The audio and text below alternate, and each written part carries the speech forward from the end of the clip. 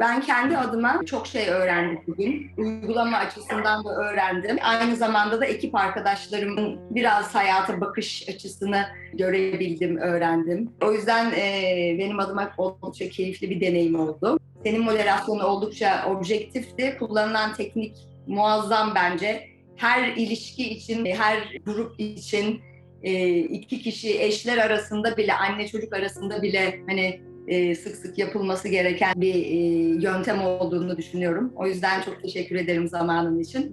Benden bu kadar. Gerçekten ilk başta dediğin gibi bazen bir soru geldiğinde karşıdaki insanı dinlemeden sadece onun susmasını bekleyip dinliyormuş gibi yapıp hani kendi düşüncelerimizi söylemek istiyoruz. Bugün hani ben de bazı durumlarda bunu tekrardan yaşadım. Ne kadar hani iyi dinlediğimi düşünsem de. O yüzden burada ilk başta bir önce konuşan kişinin söylediklerini tekrarlama kısmı bence çok önemliydi. Bunu da şu an hani yaptığım bazı ikili konuşmalarda yapacağım. Devam edeceğim hani hem hani ilişki olsun hem şirket içinde olsun hayatıma yansıtmaya çalışacağım. Benim için çok önemliydi.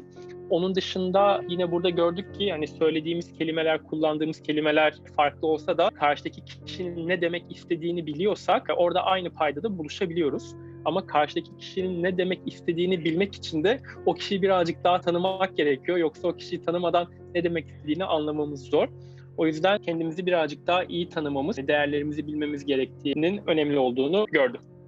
Bugünkü deneyimim oldukça sıra dışıydı. Çünkü özellikle iş temposunda unuttuğumuz şeylerden bir tanesi bu tip workshopları yapmak. Ve bu yaklaşımın sadece bu şekilde bizim aramızda değil, takım içinde de farklı gruplarda, farklı takımlarda neler yapabiliriz, nasıl yapabiliriz, nasıl tekrarlayabiliriz konusunda gündeme getirdi benim aklımda. Bugünkü çıktılardan özellikle bana katkı sağladığı noktalar farklı değerlendirme yapımız olmasına rağmen aynı paydada buluşmak için nasıl sinkronize olmamız gerektiği, bunu nasıl bulmamız, özellikle bu tekrar konusu çok hoşuma gitti. Çünkü bazı varsayımlarda bulunuyoruz ve bunların emin olduğuna, aynı noktada olduğumuzu anlayabilmek için karşı tarafı tekrarlamak ve aynı şeyi anlayıp anlamadığımızı kontrol etmek bence aradaki olumlu diyaloğu da artıracaktır.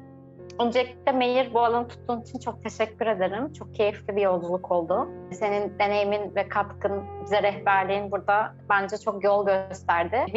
Bizim birbirimizi bir tık daha tanımamız için yardımcı oldu. 3 saat beraber geçirdik ve hepimiz birbirimizi olabildiğince dinlemeye çalıştık. Diyalog ortamının aramızda güçlenmesine katkı sunduğunu düşünüyorum bu 3 saatlik çalışmanın kesinlikle. Ve aynı zamanda bu son kısımda yaptığımız işte sorumluluklar ne yapacağım kısımları, şirket için önemli konulara, odaklanmamız gereken konulara bir aksiyon planı çıkarmamızı sağladı. Yani bugün sadece dinleme pratiği yaparak değil, arkasından aslında çeşitli aksiyonlar alarak ayrılmış oluyoruz. O yüzden bu da çok anlamlı oldu bence. Tekrardan çok teşekkür ederim bize zamanını, gönlünü ayırdığın için.